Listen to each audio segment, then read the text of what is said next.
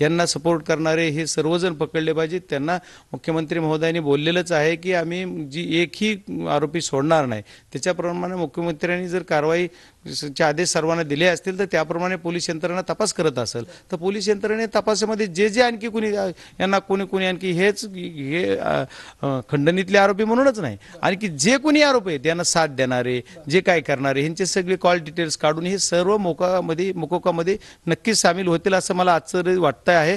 Police यंत्रणा जर तपास करत असेल त्या दृष्टीनं आणि पोलीस यंत्रणेला ते सापडत असेल तर ते ॲड होणारच। मात्र आता परळी बंदची हाक जी आहे ती कराड समर्थकांनी दिलेली आहे। त्यांच्या आईचं सकाळपासून उपोषण सुरू आहे। कराड समर्थकांचे म्हणणं आहे की अण्णांना सोडून द्या। बघा, मी त्यांच्या आईवर काही बोलणार नाही। आईचं हृदय खूप हळवं असतं। आईच्या हृदयाचं कौतुक केलं पाहिजे त्या मातेचा। त्यांचा मुलावर हे समजा आरोप झाला आहे, जी काय असं त्यांचं म्हणणं आहे की ह्यांनी जे आपण सर्व बाकी गोष्टी वेगळ्या, पण हा विषय की त्यांच्या आईवर बोलणं एवढा ही नाही आहे। त्यांची प्रकृती उत्तम हो, त्यांचं दीर्घायुष्य लाभो, त्यांच्या सर्व अपेक्षेच्या बाबतीत मी काही बोलणार नाही। पण हा विषय झाला समर्थकाच्या बाबतीत। तर समर्थक आता जी हे का प्रत्येकाला लोकशाहीमध्ये जो अधिकार आहे, लोकशाही पद्धतीनं आता काहीतरी जमावबंदीचा आदेश पण मला वाटतं आज बीड जिल्ह्यात आहे, तरी मग आता जे लोकशाहीने जो अधिकार आहे त्या अधिकाराप्रमाणे प्रत्येकाला आंदोलन करायचा अधिकार आहे। जर जिल्ह्यामध्ये तणावाची परिस्थिती निर्माण होऊ शकते तुम्हाला असं वाटतं? नाही, कशामुळे होईल हो? काय कारण आहे? जिल्ह्यामध्ये तणाव बिनाव असं काय होणार नाही आणि याचं काय कारण असते? असं कशामुळे केलं पाहिजे? तणाव करण्याचा विषय कुठे येतो? तणाव काय याच्यामध्ये? आता त्यांच्यावर आरोपपत्र दाखल झाले, पोलीस तपास करतायत। इथून मागे बरेच गुन्हे असे झालेत, बऱ्याच लोकांना तपासात गेले, 2-2 वर्ष 4-4 वर्ष लोक बाहेर राहिले, जेलमध्ये राहिले। त्याच्यामुळे तो विषय नाही आहे ना।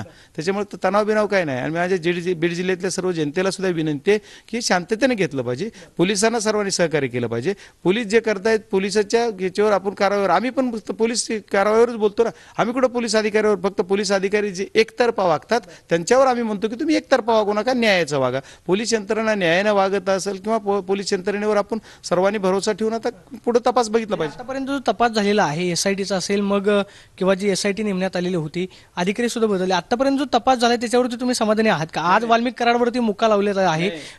बघा, हे जो तुम्ही बोलताय की तपास हा विषय की तपासाच्या दिशेनं जी न्यायाचा आम्हाला जो भाग आहे की आम्हाला न्याय पाहिजे। संतोष अण्णा देशमुख यांचा जो मर्डर झालाय, क्रूर हत्या झाली, याच्यासाठी त्यांचा न्याय पाहिजे। तर उलट तर मी म्हणतोय की यांचा टॉर्चर करून मारलं त्याचा सुद्धा ॲडिशनल गुन्हा यांच्यावर दाखल झाला पाहिजे। जे मोकोका लावायचं मुख्यमंत्र्यांनी शब्द दिला होता त्याच्याप्रमाणे आता एवढ्या लोकांवर लागलेला आहे जे की प्रथमदर्शी ज्यांच्यावर गुन्हा दाखल झालाय। ज्याच्यावर गुन्हा सुरुवातीला दाखल झाला नव्हता असा सिद्धार्थ सोनवणे त्याच्यात आलाय, पण आणखी भरपूर असतील, असे 100 लोक असतील की ज्यांनी ह्या सगळं आरोपीला मदत केली। मग कुठल्या ते हॉटेलला आरोपी राहिले, गुजरातला कुठे गेले, कुणाकडे राहिले, पुण्यात कुणाकडे राहिले, मुंबईला कुणाकडे राहिले, त्यांचं खरं काय हे काय, हे बऱ्याच गोष्टी आहेत ना। त्याच्यामुळे आणखी तपासातल्या ज्या काही गोष्टी आहेत त्या गोष्टी तपासायचं काम पोलीस करतील आणि पोलीस सर्वांना याच्यामध्ये घेतील अशी अपेक्षा करू। मात्र आतापर्यंत SITनं जो तपास केलेला आहे त्याच्यावरती तुम्ही समाधानी आहात का? बघा, SITचा जो तपास चालू आहे या तपासावर सर्व लोक या गुन्ह्यात येतील त्यावेळेस आपण त्याच्यावर बोललं पाहिजे। हा ज्यांचा तपास चालू असताना आपण समाधानी असमाधानी बोलण्यापेक्षा की ती ज्यावेळेस पूर्ण तपास होईल, आपण समजू की आज ही पूर्ण तपास झाला तर त्यावेळेस बोलणं बरोबर राहील। आणि आता आपल्याला एक ही प्रकरण न्यायालयात आत्ता चालू आहे आणखी, तर आपण जी मला विचारतं त्यावेळेस सुद्धा न्यायालयासमोर असताना सुद्धा मी याच्यावर काही बोलणं, मला वाटतं ही सगळी प्रक्रिया संपू देत। आज सगळे कराड समर्थक रस्त्यावरती उतरलेले आहेत, त्याचा परिणाम काय जिल्ह्यातल्या कायदा आणि सुव्यवस्थेवरती होईल का? कारण समर्थक आक्रमक झालेले आहेत, त्यांची मागणी आहे की अण्णांवरती कारवाई नको। पोलीस ठाण्याच्या बाहेर त्यांची आई सकाळपासून बसली आहे, एवढा सगळा जमाव पोलीस स्टेशनच्या बाहेर जमलेला आहे। कायदा आणि सुव्यवस्थेचा प्रश्न निर्माण होऊ शकतो। बघा, मी तुम्हाला पहिल्यांदा अगोदरही सांगितलं की आईंच्या बाबतीत बोलणं मला शक्य नाही आहे, कारण ते आईचं हृदय, ती कुणाचीही आई असो, आईविषयी मी काही बोललं नाही पाहिजे। त्यांना त्यांच्या मुलासाठी त्यांचा टाहो फोडणं त्यांचं स्वाभाविक आहे, ते होणं त्यांचं कौतुकास्पद आहे, त्यांच्यावर मी बोलणार नाही।